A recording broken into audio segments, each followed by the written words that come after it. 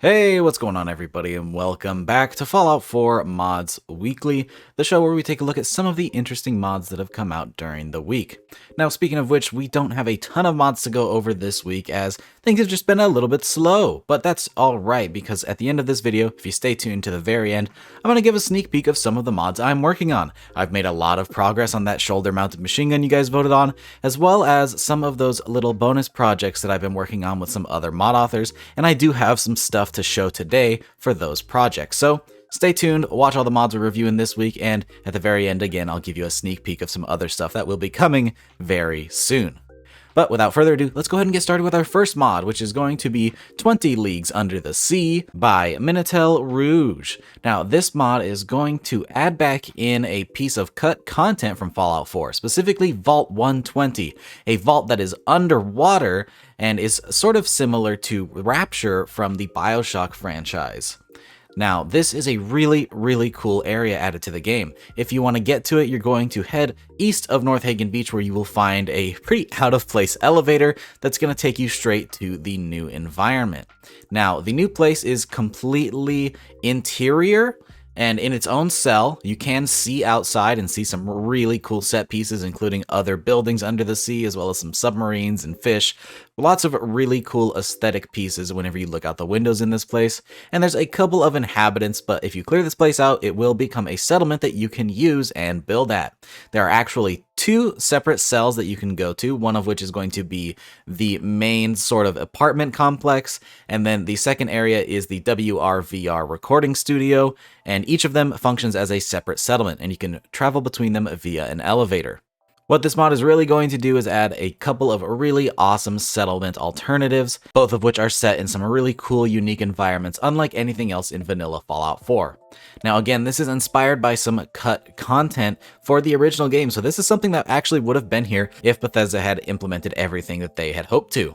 Honestly, this is just a really cool little world space, and it's a whole lot of fun to explore. Lots of unique looking locations, a pretty interesting style for a vault for sure, but altogether, just a really cool, awesome place to explore nonetheless. Definitely worth checking this one out. I highly recommend you do, and of course, it will be linked down in the description below if you want to try it yourself.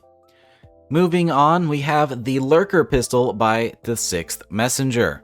This is going to add a brand new highly customizable pistol mod based off of an Italian machine pistol, renowned for its compact and easily reproducible design. This is a pretty simple looking pistol, but it does pack quite a punch. You do have the option to rechamber it between a handful of different ammo types, including 38, 10mm, and 45.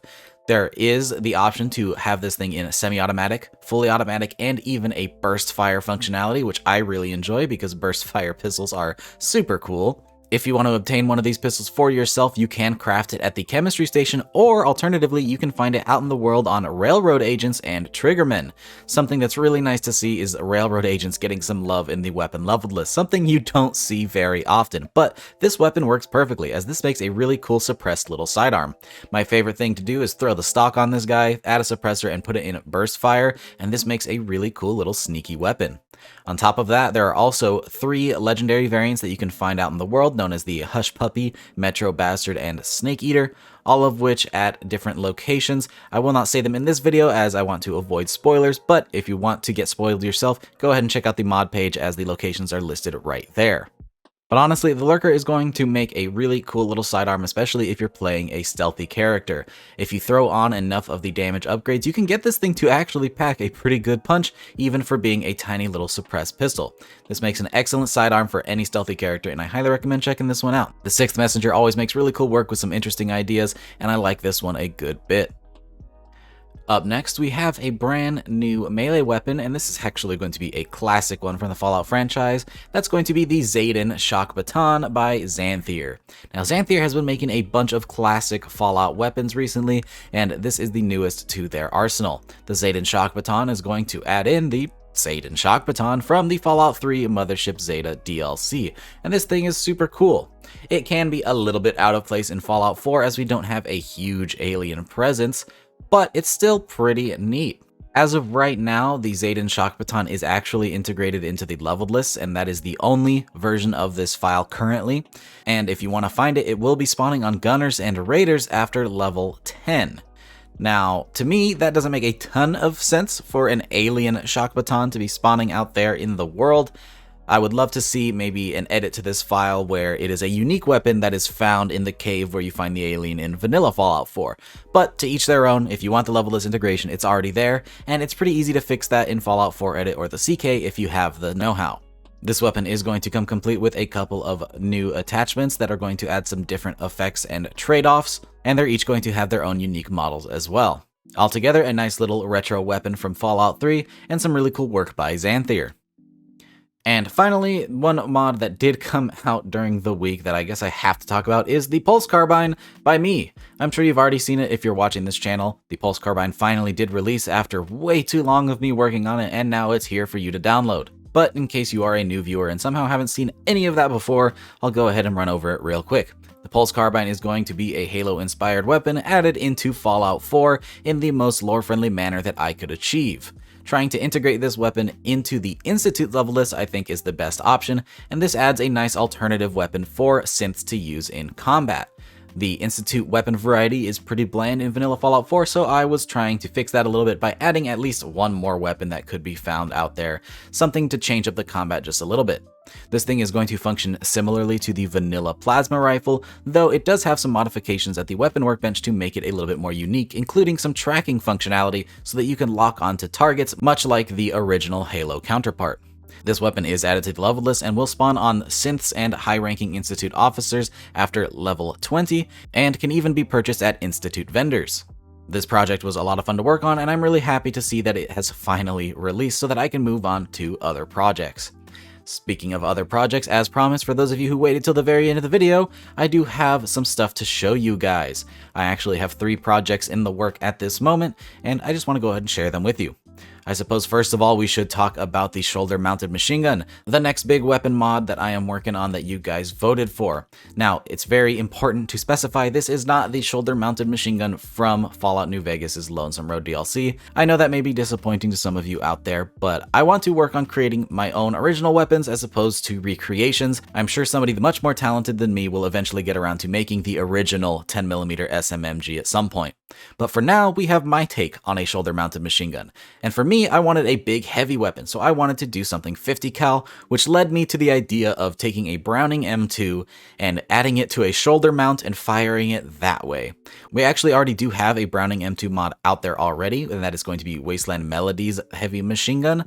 But that one is held like a rifle, and the other closest thing we have to a Browning is going to be Skibada's Machine Guns Rebirth Pack, which is going to be a nice heavy machine gun that is held more like a minigun. But I wanted something shoulder mounted. That just seemed really cool to me, and I wanted to try something out with the triple barrel missile launcher animations.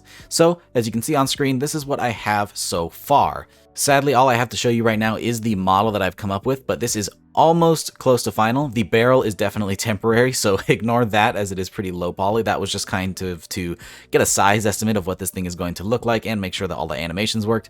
I wish that I could show you this in game. I already did kind of port the models over, but I used some really low poly stuff just to make sure the animations all lined up. But hopefully within the next week or two, I'll have some really cool stuff to show you guys in game. But for now, here's what it looks like, so you get an idea of what I'm actually going to be doing with this shoulder-mounted machine gun. Again, it's going to be a big 50 cal, slow fire rate machine gun.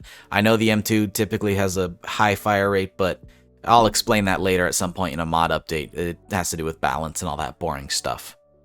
On top of that, though, I have 2 other collaborations I'm working on at the moment, 2 brand new weapon mods that I'm having a lot of fun making. The first of which is going to be a makeshift SMG. For those of you who saw about a week ago, Pig, the author from CSEP, created the makeshift shotgun, and they now want to make a makeshift SMG, and they asked me to make a receiver for it. And so I went ahead and did that, and you can see on screen what the receiver looks like now, and it looks pretty cool. I'm actually really happy with the design. I came up with it in about a day, sent the model over to Pig, and he is already working super hard in getting this thing in game, and this thing might release really soon. So stay tuned for that. We'll have another new handmade SMG that's going to fit pretty well into Fallout 4 sandbox, if I do say so myself. And then finally, we have the project that's probably going to come out last out of all of these, and that's going to be the handmade lever action shotgun that you can see on screen now. This thing is going to be a pretty wacky weapon. This one I am partnering with the author Jagged Josh, the creator of the quest Old Time Religion that we covered a while back on the channel, and he wants to do a new integrated weapon mod that's going to be part of a quest that he's working on, and he asked me to make the weapon for it. And so this is the Handmade Shotgun.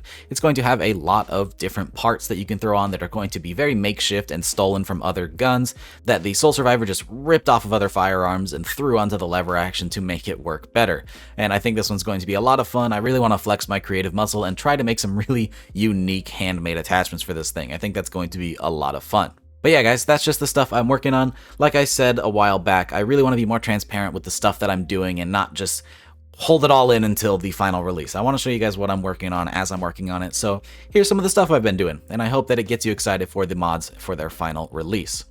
With that though, we're going to go ahead and wrap this video up. I hope you guys enjoyed. If you did, don't forget to drop a rating. Subscribe if you haven't already for more videos like this, and I hope to see you in the next one, and I hope you guys enjoyed those sneak peeks.